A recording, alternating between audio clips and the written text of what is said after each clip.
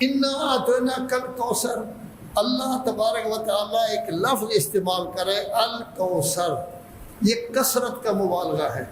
کثرت تو آپ جانتے ہیں زیادہ، جس کا مطلب یہ ہوگا ہم نے کثیر دیا، لیکن کوثر ذکر کر کے کہا بہت زیادہ دیا۔ اب بہت زیادہ سے مراد کیا ہے؟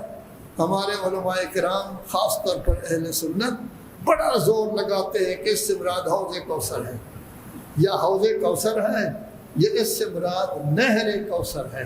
ایک نہر بھی ہے کوثر کی جنت میں، وہ مراد ہے۔ پورے کے پورے صفحے اسی پر لگا دیتے ہیں۔ اصل یہ ہے کہ اللہ تبارک و تعالیٰ نے کہا انا اعطیناک الکوثر، ہم نے آپ کو بہت زیادہ دیا۔ اب خود دیکھیں جو چیز اللہ نے دی ہے وہ اس میں شامل ہو جائے گی، لیکن اس میں تھوڑا سا یہ ہوتا ہے کہ یہ قرآن مجید ہے، قرآن مجید میں اپنی طرف سے ہم کسی چیز کا اضافہ نہیں کر سکتے، ہمیں احادیث دیکھنی ہوگی کہ کی گئی ہیں۔ تو فخر الدین رازی بہت بڑے محقق تھے، اہل سنت کے 7ویں صدی میں ہوئے، 20 جلدیں انہوں نے تفسیر کبیر کی لکھی ہیں قرآن مجید کی، اور بڑی علمی کتابیں ہیں۔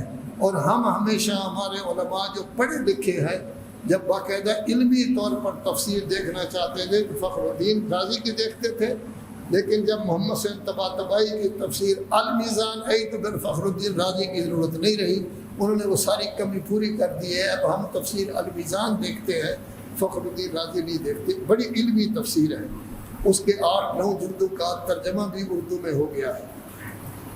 اس میں باقاعدہ فخر الدین رازی نے روایت کی ہے، ایک روایت، دوسری روایت، تیسری روایت۔ ایک روایت یہ کی ہے کہ انا اعطیناک الکوثر سے مراد فاطمہ زہرا سلام اللہ علیہا۔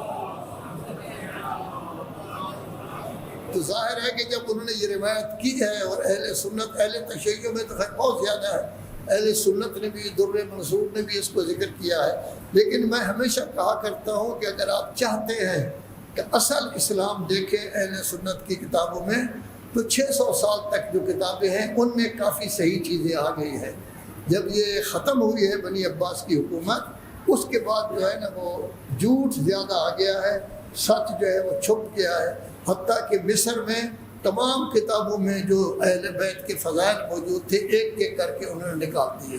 یہ بعد میں ہوا ہے، لیکن 600 سال تک تمام مسلمان چیزیں صحیح لکھتے رہے اپنے مذہب کے مطابق بھی، اور اہل بیت کا تذکرہ بھی کرتے رہے۔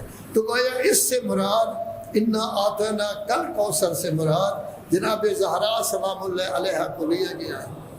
اب اس کے بعد کہا گیا فصلی لربک، رب کے لیے نماز پڑھ۔ یہ نماز کون سی تھی؟ یہ قربان آ رہی تھی، ونہر، اور آپ صرف بکرا ذبح نہ کریں بلکہ اونٹ کو نہر کریں۔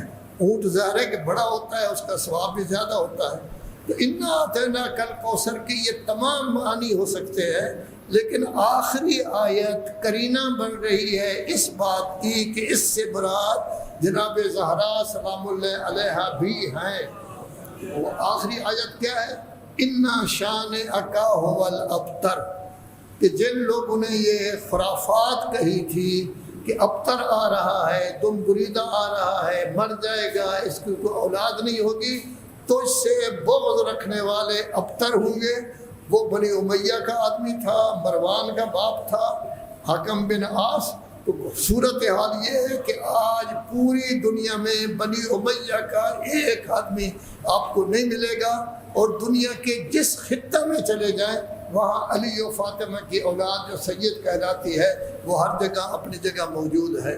تو انا اعطینا کے ساتھ انا شانئک کا اس وقت ملائیں گے، ہم کہیں کہ کوثر سے مراد بے شک آپ نہر کوثر بھی لے لیں، حوض کوثر بھی لے لیں، صحابہ کرام کی کثرت بھی لے لیں، دوسری چیزیں بھی لے لیں، جو نعمات زیادہ ملی ہیں وہ بھی لے لیں، لیکن اس کے ساتھ ساتھ جناب زہرا بھی ہیں جن کی اولاد کو رسول اللہ نے اپنی اولاد کہا ہے، ابناءنا و ابناءکم و نساءنا و نساءکم، یہ بھی ان سے مراد ہے۔ اللہ تبارک و تعالی نے اتنی بڑی نعمت ان کو دی ہے تاکہ ہمیں یہ بتایا جا سکے کہ دیکھو یہ خیال نہ کرنا کہ اللہ تبارک و تعالی نے صرف